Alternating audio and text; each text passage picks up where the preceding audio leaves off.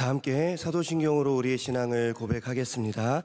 전능하사 천지를 만드신 하나님 아버지를 내가 믿사오며 그 외아들 우리 주 예수 그리스도를 믿사오니 이는 성령으로 잉태하사 동정녀 마리아에게 나시고 본디오 빌라도에게 고난을 받으사 십자가에 못 박혀 죽으시고 장사한 지 사흘 만에 죽은 자 가운데서 다시 살아나시며 하늘에 오르사 전능하신 하나님 우편에 앉아 계시다가 죄료로서 산자와 죽은 자를 심판하러 오시리라. 성령을 믿사오며 거룩한 공예와 성도와 서로 교통하는 것과 죄를 사하여 주시는 것과 몸이 다시 사는 것과 영원히 사는 것을 믿사옵나이다. 아멘. 다 함께 찬송가 114장 찬송 부르시겠습니다.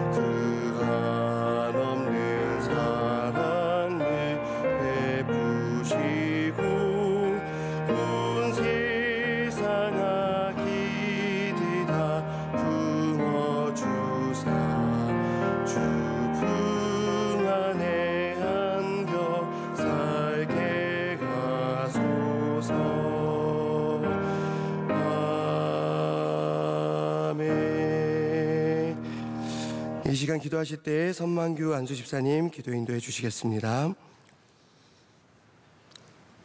사랑이 많으신 하나님 아버지, 저희들 미명에 깨워주시고 주님 전에 예배 드릴 수 있어서 감사합니다.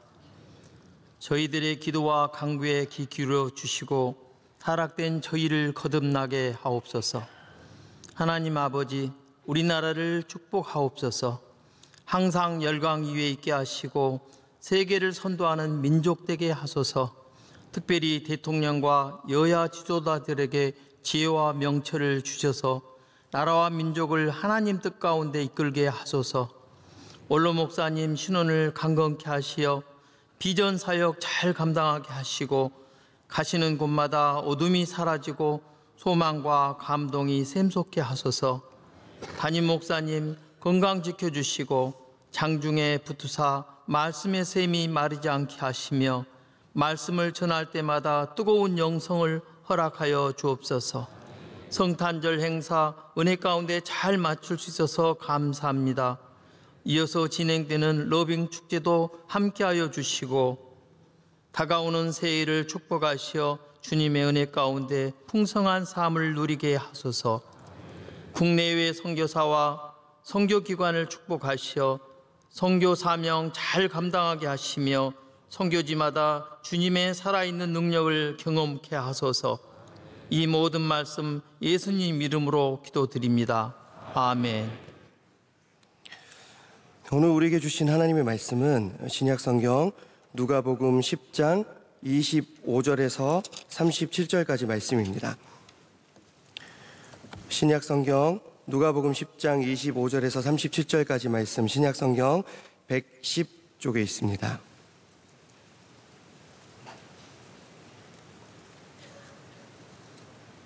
누가복음 10장 25절에서 37절까지 말씀 조금 길긴 한데 제가 한 절, 여러분도 한 절 교독하겠습니다. 제가 먼저 읽겠습니다. 어떤 율법 교사가 일어나 예수를 시험하여 이르되 선생님, 내가 무엇을 하여야 영생을 얻으리이까?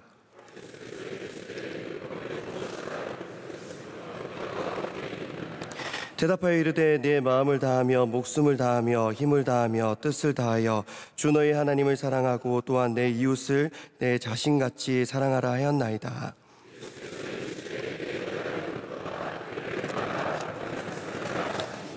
그 사람이 자기를 옳게 보이려고 예수께 여짜오되 그러면 내 이웃이 누구니이까?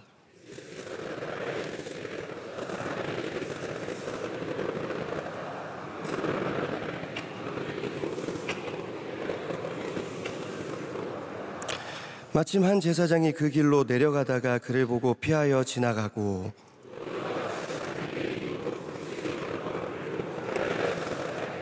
어떤 사마리아 사람은 여행하는 중 거기 이르러 그를 보고 불쌍히 여겨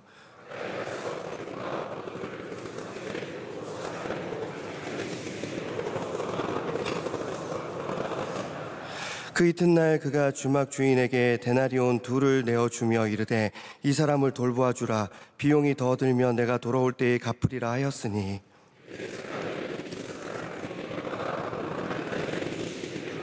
함께요.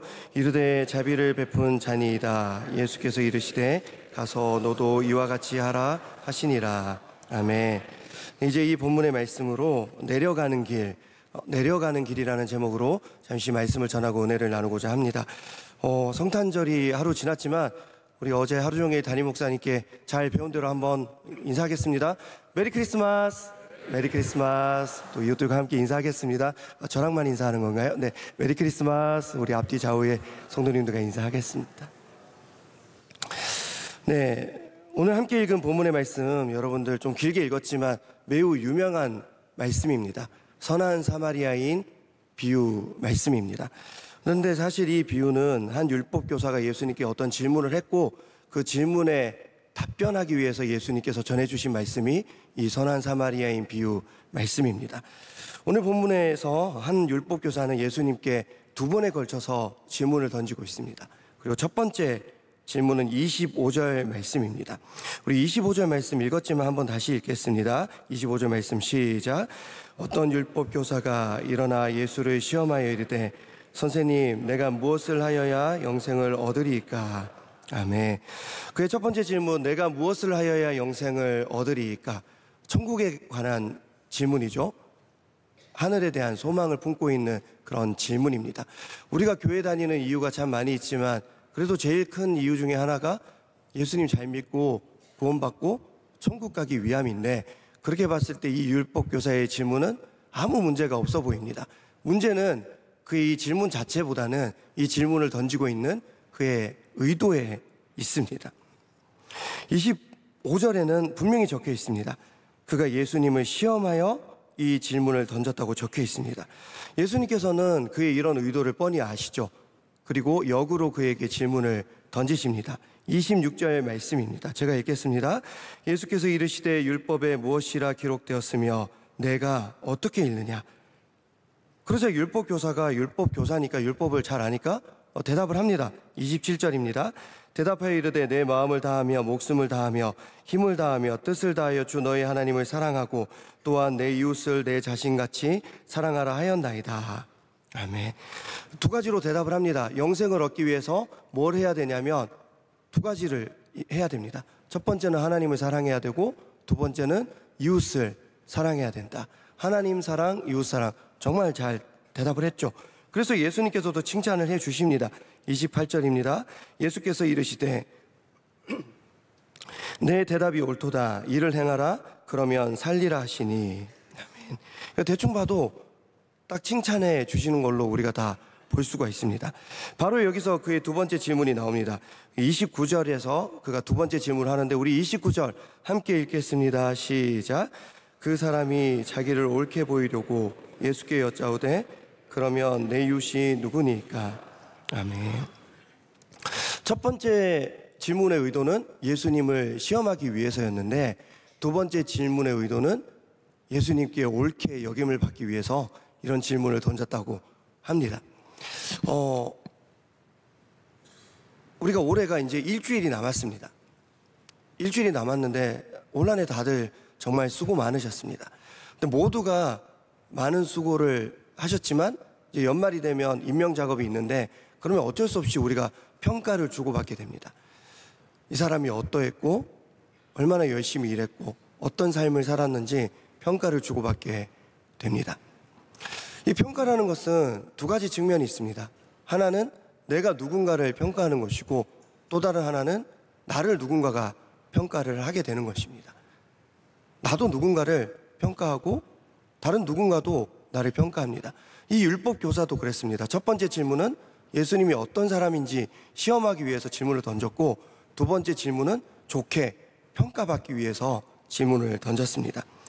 바라기는 올해의 마지막 주간을 보내고 있는 지금 저와 여러분 모두 주님께서 옳게 여기시는 삶을 살아가시기를 축복합니다.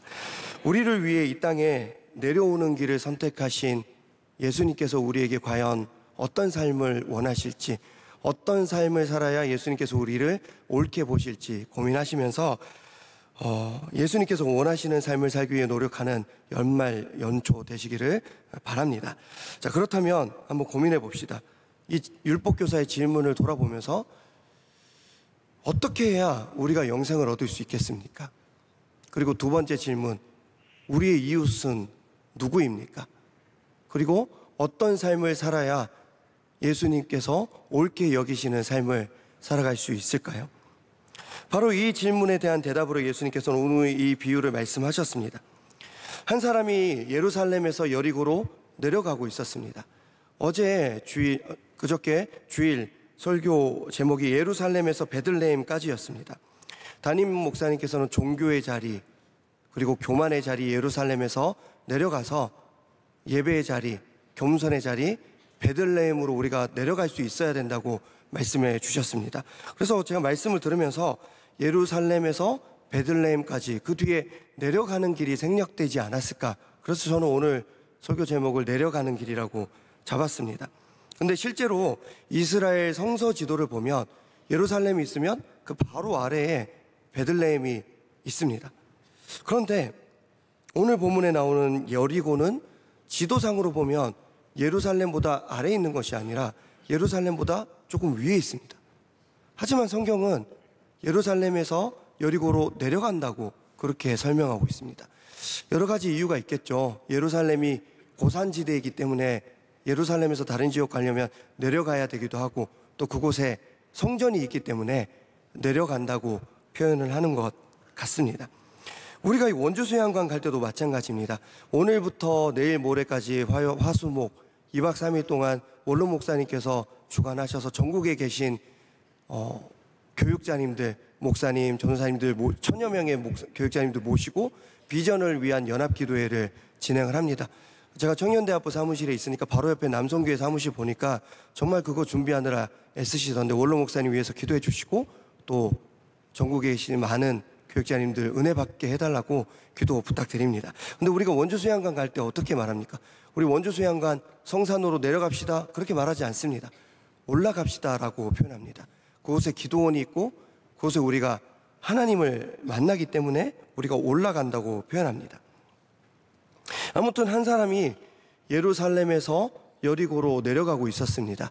그리고 그 내려가는 길에서 그 사람이 강도를 만나서 옷도 뺏기고 두드려 맞고 거의 죽게 되어서 버려지게 됩니다.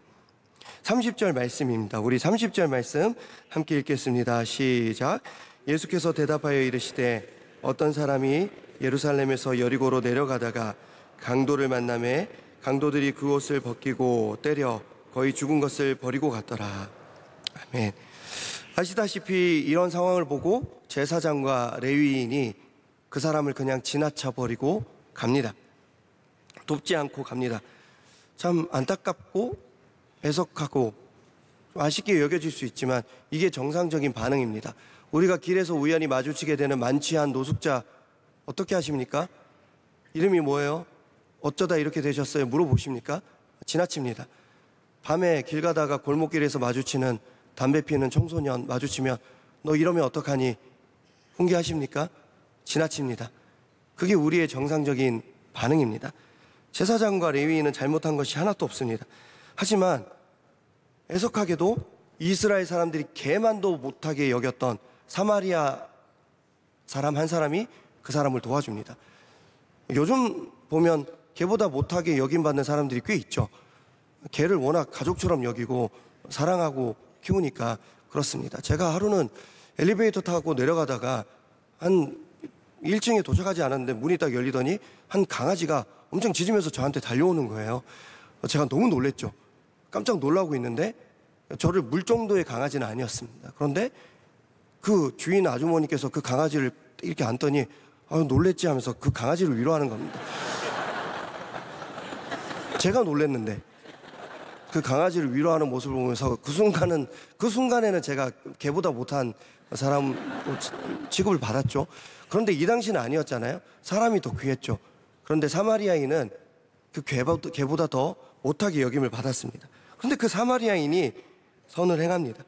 이 이야기를 마치신 후에 예수님께서 율법교사에게 묻습니다. 36절입니다. 내 생각에는 이 세 사람 중에 누가 강도 만난 자의 이웃이 되겠느냐. 율법교사가 답을 알죠. 하지만 사마리아인이요라고 대답하기는 싫었죠.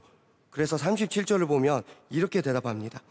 사마리아인이요라고 대답하지 않고 자비를 베푼 자니이다 라고 희한하게 치사하게 이렇게 돌려서 대답을 합니다. 자, 우리는 36절과 37절에 나오는 예수님과 이 율법교사의 마지막 대화의 장면을 통해서 제사장과 레위인이 왜 이 강도 만난 이웃을 돕지 않았는지 그 이유를 알 수가 있습니다. 예수님께서는 이렇게 질문하십니다. 누가 강도 만난 자의 이웃이 되겠느냐? 저는 이 질문을 좀 더 꼬아서 물어보겠습니다. 누가 강도 만난 자를 이웃으로 여기지 않았어? 똑같은 질문이지만 좀 느낌이 다르죠? 누가 강도 만난 자를 이웃으로 전혀 여기지 않았니? 여러분, 제사장과 레위인이 왜 강도 만난 사람을 돕지 않았습니까? 그들이 왜 지나쳤습니까? 그들은 강도 만난 사람을 자기 이웃으로 여기지 않았기 때문입니다. 우리가 만취한 노숙자를 왜 지나칩니까? 이웃으로 여기지 않기 때문입니다. 우리가 담배 피는 청소년을 왜 지나칩니까? 이웃으로 여기지 않기 때문입니다. 그 만취한 노숙자가 만약에 우리 친척이라면, 우리 아버지라면 그냥 지나치겠습니까? 아버지 여기서 뭐 하세요? 집에 가셔야죠. 119 부르고 난리 나겠죠. 그 만취한 청소년, 우리 가족이라면 우리는 그냥 지나치지 않습니다. 그 담배 피는 청소년, 우리 교회 중고등부 학생이라면, 내가 아는 학생이라면 지나치겠습니까? 너 여기서 뭐 하는 거야? 너 3주 동안 교회 빠졌지? 야, 너 따라와. 밥 먹었어? 지나치지 않았을 것입니다. 우리가 왜 그들을 지나칩니까? 이웃으로 생각하지 않기 때문에 지나칩니다. 제가 오부 예배를 주로 드리는데, 오부 예배는 간혹 제가 교회 소식, 축도를 제가 마무리를 해야 될 때가 있기 때문에 교회 소식을 제가 꼼꼼히 보는 편입니다. 이제 대림절이 끝났죠? 12월 한 달 대림절로 지내면서 제가 12월 한 달 교회 소식을 꼼꼼히 다시 한번 살펴봤습니다. 12월 3일 교회 소식입니다. 예수 그리스도의 탄생을 기다리는 대림절 첫째 주일입니다. 약속대로 이 땅에 참 빛으로 오신 예수님을 기다리며 기쁨의 소식을 이웃들과 나누는 기간이 되시기 바랍니다. 12월 12일 소식입니다. 예수님의 오심을 기다리는 대림절 둘째 주일입니다. 한 주간 우리를 향하신 예수님의 사랑을 깊이 묵상하시며 받은 사랑을 이웃에게 나누는 시간이 되시기 바랍니다. 12월 17일부터는 러빙 축제 광고가 시작되었습니다. 믿지 않는 이웃과 가족들을 전도하고 오랫동안 교회에 나오지 못한 영혼들을 다시 교회로 인도하여 예수님과의 복된 만남을 시작하는 일에 참여해 주시기 바랍니다. 그리고 그저께 12월 24일입니다. 대림절 및 성탄절을 맞이하여 강동구 인근 지역 아동센터, 아동자치센터 등 46개의 기관에 사랑의 케이크를 전달하였습니다. 소외되고 어려운 곳에도 성탄의 은혜가 넘치길 소망합니다. 12월 한 달 동안 우리 교회는 단 한 주도 빠짐없이 이웃을 향한 사랑을 실천하라고 온 교회 성도들에게 권면하고 호소하고 가르쳤습니다. 예수님의 생일이고 예수님의 탄생일인데 이 크리스마스를 준비하면서 우리는 계속해서 이웃사랑을 강조하였습니다. 전 세계 그 어떤 종교도 그 창시자나 지도자의 생일을 이웃사랑을 위해서 할애하고 사용하는 경우는 없습니다. 오직 예수님의 생일만 그 생일을 준비하면서 이웃사랑을 위해서 이 생일을 보냅니다. 율법교사는 옳게 여김을 받기 위해서 자신 있게 묻습니다. 내 이웃이 누굽니까? 그는 칭찬받을 줄 알았나 봅니다. 나 정도면 이웃사랑을 실천하고 있지. 나는 내가 생각할 때 내가 이웃이라고 생각하는 사람에게 나 정도면 참 잘하는 사람이야. 칭찬받을 것 같아. 그래서 이렇게 질문했고, 율법적으로 볼 때 그는 자신의 이웃사랑에 아무런 문제가 없다고 생각했습니다.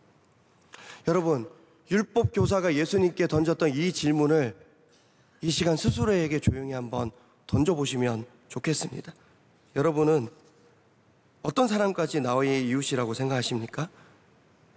주일 말씀을 들으면서 우리는 거리감에 대해서 배웠습니다. 예루살렘과 베들레헴이 정말 가까웠지만 사실 예루살렘에 있는 사람은 베들레헴과 가깝지 않았습니다. 저 멀리 있는 동방 박사들이 오히려 베들레헴과 더 가까운 삶을 살았습니다. 여러분, 어떤 사람까지가 여러분들과 가까운 사람이고 진짜 이웃입니까? 예수님은 그의 삶을 통해서 이웃이 누구인지 분명히 가르쳐 주십니다. 이웃이 누구입니까? 이웃은 내가 아는 사람까지가 이웃이 아니라 하나님과 나를 제외한 모든 사람이 우리의 이웃인 줄 믿습니다. 실제로 예수님은 우리 모두의 이웃이 되기 위해서 하늘에서 이 땅으로 내려오셨습니다. 그리고 온 세상의 구세주가 되시기 위해서 이 땅으로 내려오는 길을 선택하셨습니다. 성탄절을 보내고 러빙 축제를 앞두고 있는 우리 모두입니다.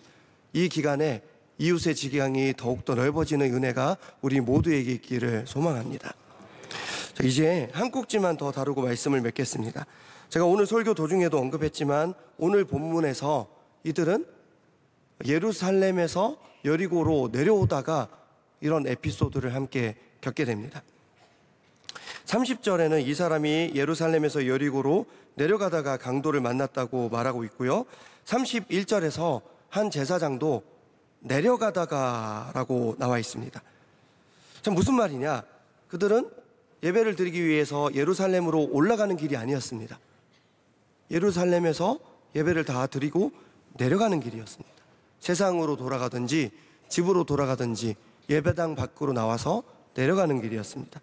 그리고 그 내려가는 길에서 강도 만난 사람을 지나쳤습니다. 그리고 이 비유를 통해서 우리 주님께서는 우리에게 요청하십니다. 얘들아, 예루살렘에서만 이웃사랑을 잘하지 말고 교회에서뿐만 아니라 특정 이웃뿐만 아니라 예배를 다 끝내고 집으로 내려가는 길에서도 그 누구에게라도 선을 실천하고 이웃사랑을 전해줘. 그게 내가 옳게 여기는 삶이고 내가 이 땅에 내려왔던 이유야. 너희도 나처럼 살아줘. 사실 오늘 이 말씀은 지난 8월에 있었던 청년부 학예수련회 다 마치고 폐회 예배 때 제가 이 본문으로 말씀을 전했습니다. 물론 그때보다 굉장히 지금 짧게 전하고 있지만 그때 이 본문입니다. 올해 학예수련회 때는 원주 수양관 인근 지역의 교회들과 주민들을 돕는 사역을 진행했습니다. 그래서 벽화도 그려주고 할머니들, 독거노인들 집에 방문해서 불 안 켜지는 등 다 갈아주고, 그리고 목양실이 페인트 칠이 안 돼 있으면 시골교회 목사님들 목양실 다 페인트 칠 도배해주고, 그렇게 2박 3일 가운데 둘째 날을 온종일 그렇게 보냈습니다. 이웃사랑이라는 목적을 가지고 진행했던 모든 수련의 일정을 마무리하고 이제 내려가는 길에 있는 폐회 예배를 앞두고 저는 어떤 말씀을 전할까 고민하다가 이 본문으로 말씀을 전했습니다.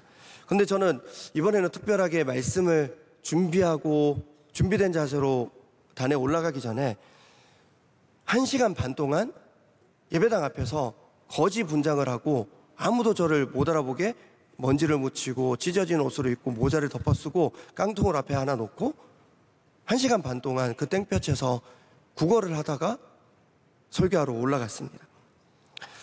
이웃사랑을 2박 3일 동안 실천했잖아요. 그리고 계속해서 그런 주제의 말씀을 들었으니까 폐회 예배 앞두고 본당 앞에 있는 그 한 거지를 우리 청년들이 좀 도와주겠지, 그런 마음으로 1시간 반 동안 앉아 있었습니다. 그런데 놀랍게도 수백 명의 청년들이 그냥 지나쳐 갔습니다. 그래도 도와준 청년들이 있죠. 한 5명 그 깡통 안에 돈을 넣어주고 초코파이 같은 거 넣어줬습니다. 근데 대부분의 청년들은 거지 분장을 하고 있던 저를 보고 피해서 지나갔습니다. 처음에는 나 들키면 어떡하지 하는 마음으로 조마조마하면서 지냈는데 1시간 반 동안 거의 대부분의 청년들이 저를 몰라보는 걸 보면서 많은 소외감과 함께 외로움, 비참한 심경을 느꼈습니다. 저도 약간 이벤트성으로 그렇게 준비했지만 제가 그런 감정에 휩싸이게 될 줄 전혀 예측하지 못했습니다.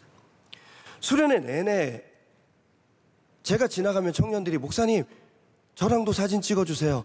목사님 커피 드셨어요? 목사님 잠시 시간 되세요? 저 기도 제목 있어요. 2박 3일 내내 청년들은 저를 보면 목사님 잠시만 저랑 이웃이 되어 주시겠어요? 그렇게 요청했습니다. 그런데 몸에 먼지를 묻히고 찢어진 옷을 입고 모자를 눌러 쓰고 깡통을 하나 놓고 있으니까 5명 빼고는 다 지나쳤습니다.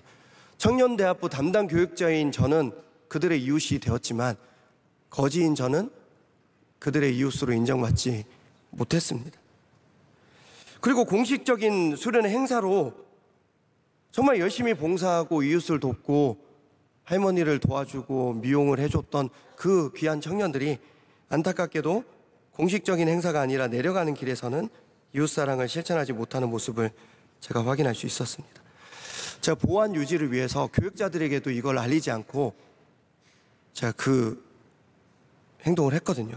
그래서 교육자들이 찬양 인도 마치고 나서 성경 봉독 마치고 나서 황대수 목사님 어디 있냐? 큰일 났다. 그러고 있었거든요. 근데 깡통 들고 제가 올라가는 거 보고 교육자들도 다들 놀랐고 청년들도 다들 놀랐습니다. 그리고 대부분의 청년들이 저를 그냥 지나쳤잖아요. 그 청년들 제가 깡통을 들고 올라가는 거 보고 저게 황대수 목사라는 걸 확인하고 나서부터 훌쩍거리고 설교 내내 울기 시작하더라고요. 고개를 숙이고 눈물을 흘리면서 말씀을 들었습니다. 아무튼 이제 와서 고백하자면 그날 깡통에 들어있던 돈은 교회에 헌금한 게 아니라 저한테 준 거였기 때문에 저는 그걸로 감사한 마음으로 스타벅스 갔습니다. 네. 말씀을 맺겠습니다. 잠시 후 우리는 이제 예배당을 떠나서 각자의 삶의 자리로 내려갑니다. 성탄절과 러빙 축제를 사이에 두고 있습니다. 내려가는 길에서도 이웃을 향한 우리의 사랑을 실천하는 하루가 되기를 부탁드립니다. 우리가 얼마나 예수님과 가까운지는, 우리가 얼마나 베들레헴에 가까운 삶을 살아가고 있는지는 내려가는 길에서 정해집니다. 그리고 얼마나 우리가 올라갈 수 있는지가 아니라 우리가 얼마나 내려갈 수 있는지, 낮아질 수 있는지를 보고 우리는 예수님께 평가를 받습니다. 네가 얼마나 옳게 살아가고 있는지, 네가 얼마나 낮아질 수 있는지 그걸 보고 예수님께서는 우리를 옳다 여겨주십니다. 저와 여러분 모두 예수님께 인정받는 선한 사마리아인 같은 선한 명성교회 성도들 되시기를 축복하며 우리 시간 함께 기도하겠습니다. 우리 이 시간 함께 기도할 때에 하나님, 주님께서 옳게 여기시는 삶, 하나님 사랑과 이웃 사랑을 동시에 실천하는 삶을 살아가는 선한 사마리아인의 삶을 살아갈 수 있도록 도와주시옵소서. 성탄절과 러빙 축제를 통해서 이웃에 대한 지경이 매일매일 더 넓어지게 하여 주시고, 특별히 오늘 예배당을 떠나 내려가는 길에서도 이웃을 돌아보는 삶이 되게 하여 주시옵소서. 준비되고 있는 러빙 축제 가운데 은혜를 더하여 주시며 많은 이웃들이 다시 주님의 품으로 돌아오게 하시고, 돌아오는 모든 이웃들을 나의 이웃으로 여기고 환대하는 우리 교회 모든 성도들 되게 하여 주시옵소서.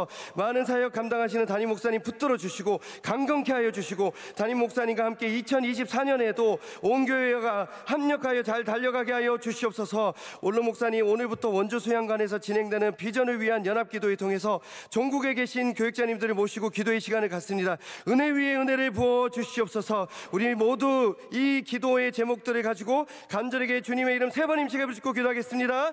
주여, 주여, 주여. 살아계신 하나님 감사합니다. 오늘 이 시간에도 우리를 이 자리 가운데 우리의 이웃으로 환영하여 주시고 이 자리 가운데 초대하여 주신 줄 믿습니다. 하나님, 주님